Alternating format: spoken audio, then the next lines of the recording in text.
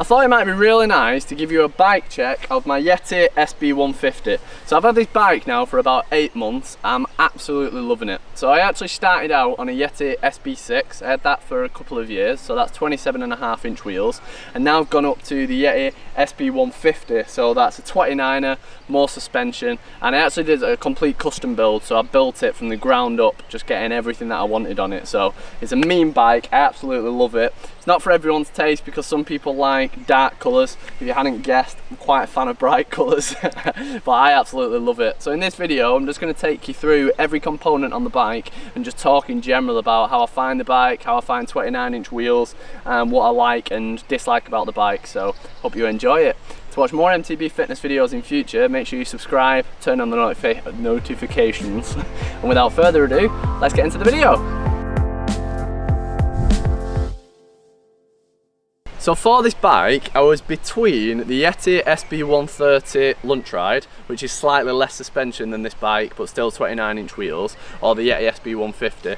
And in the end, I decided that whilst I do enjoy climbing, what I absolutely love about mountain biking is flying down the descents, and this bike is just built for descents. I also like, with having a ton of suspension, which I'm going to talk about, that if I cock up on the bike and take a wrong line or hit something that I shouldn't have hit, the bike tends to just soak it up. So it protects you, and you know, none of us like injuries, and I find just having a bigger bike than I may need for a lot of the trails that I ride, it protects you and soaks up a lot of that. And it also means that while I'm riding around a lot of my local trails that aren't particularly gnarly, and you think, you know what, I could do with a bike with less suspension for this, when you do head to the trail centres and you're doing the really steep, gnarly stuff, you're doing the black trails, you're doing the drops and all that sort of stuff, I know that my bike is ready and can soak up all of it, so it just gives me that bit more confidence. I absolutely love having that big bike. Now in general, it is a big bike, so it's got your Fox 36 forks, which are 170mm travel on that.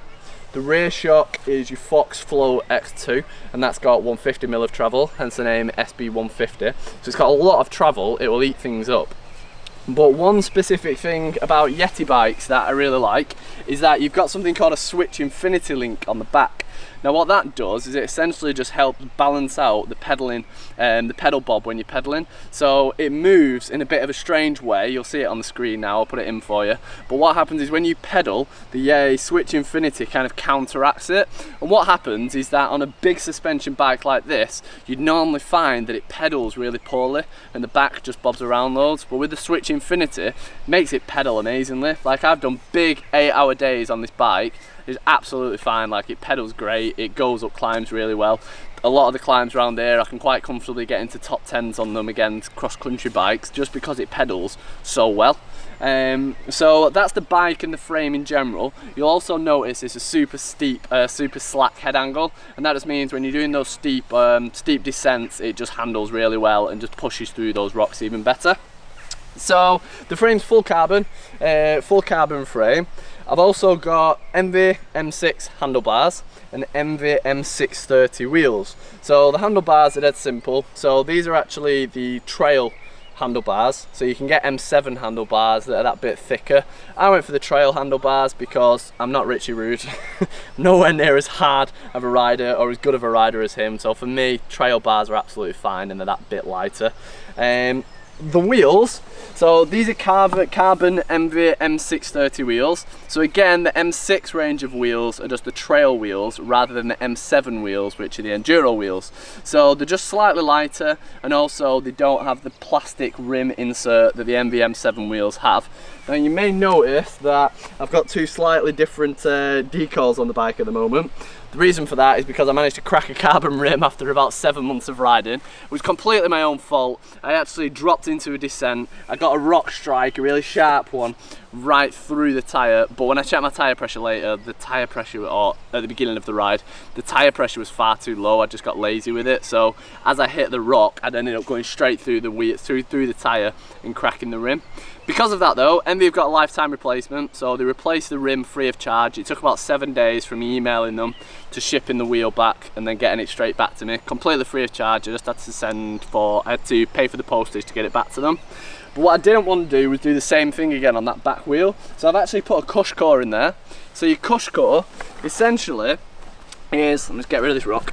A cush cut is essentially a bit of like foam insert, and if you were to do a side profile of the tyre, it's really deep. It goes in like that all the way around the tyre, and what happens then is that if you hit something hard, it hits the foam insert rather than hitting the rim, so it protects the rim, so I'm less likely to crack another one.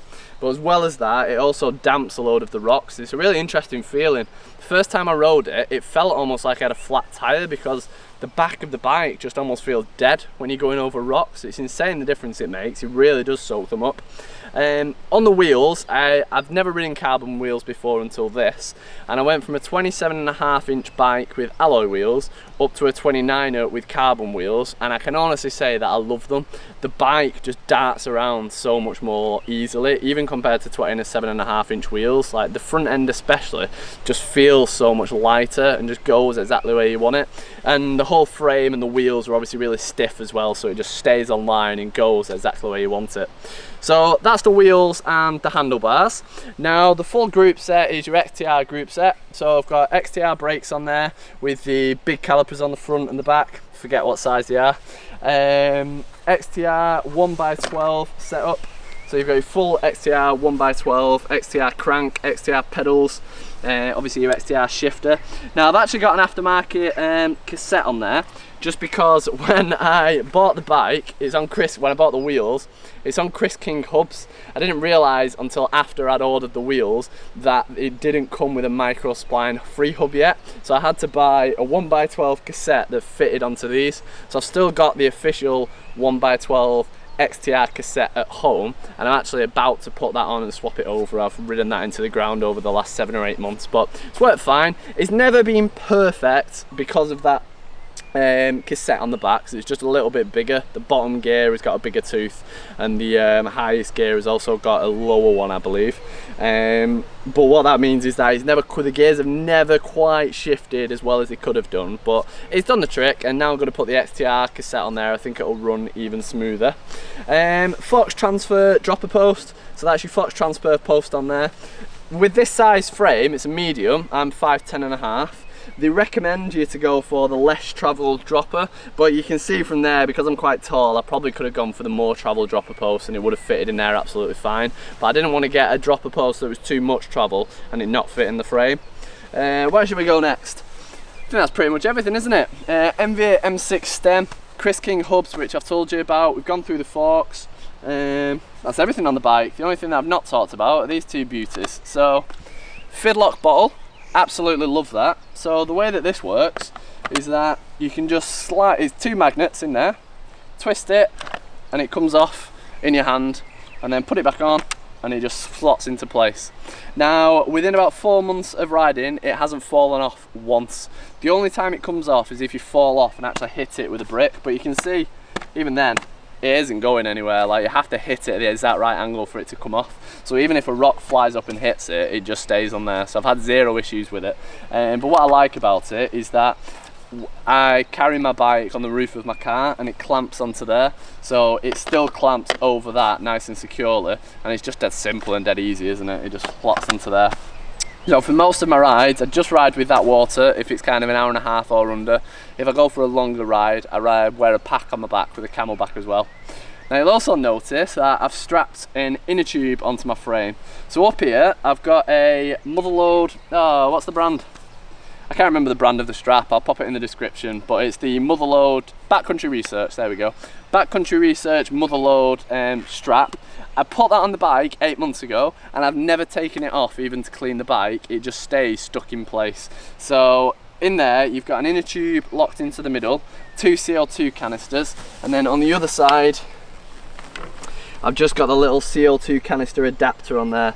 In 8 months I've not had one flat tyre except when I cracked the rim, so I've not needed to use it yet, but it's nice knowing that your inner tube is there. You do notice a little bit extra weight on the frame, but I'd rather have it there than have to wear a bag every time I ride. So all I'll do when I ride is I have my water there, I've got my inner tube there. In my pocket I'll have I've got like a little bag which has got a multi-tool in it with some tyre levers, some tyre plugs, so that I can try and fix that on the trail. I think that's it in my pocket, and then in the other pocket I'll just put some sweets and some cereal bars, that kind of thing, and then that's me done. So there you have it, there's my absolute beast. So rides really well, absolutely love it. Like, I just PR and everything. I've got so much more confident with riding. It descends like an absolute beast. It's so quick, it just wants to go and go and go and go. It took a little bit to get used to because it's such a big bike. Naturally you have to you sit in the middle of it, but you have to put a bit more weight on the front, otherwise the front end just feels like it's all over the place. But it only took 2 or 3 rides, and now I naturally just ride with a bit more weight on the front than I would usually.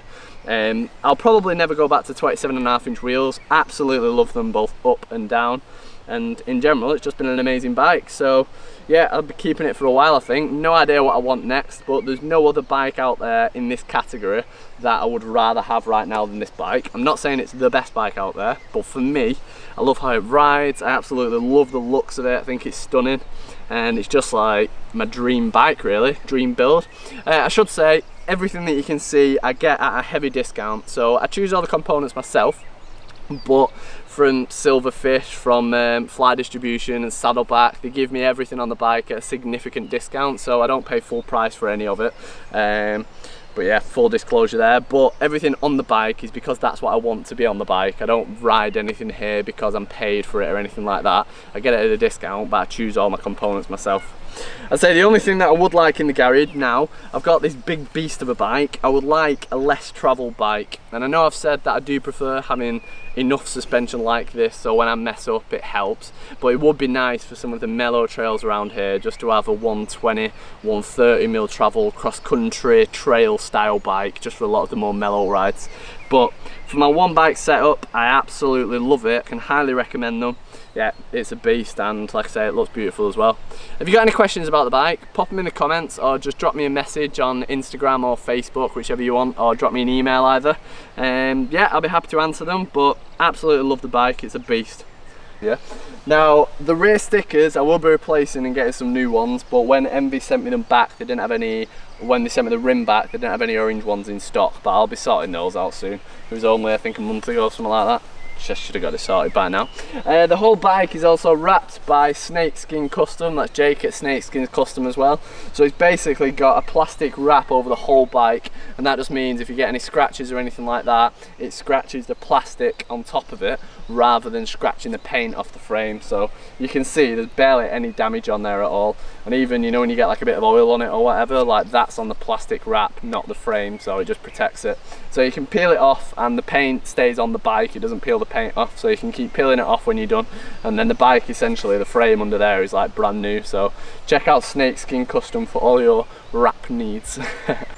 Now, to watch future MTB fitness videos, please make sure that you click this and subscribe, and if you want to follow another video right now, click here and it'll show you a recommended video as well. Thanks so much.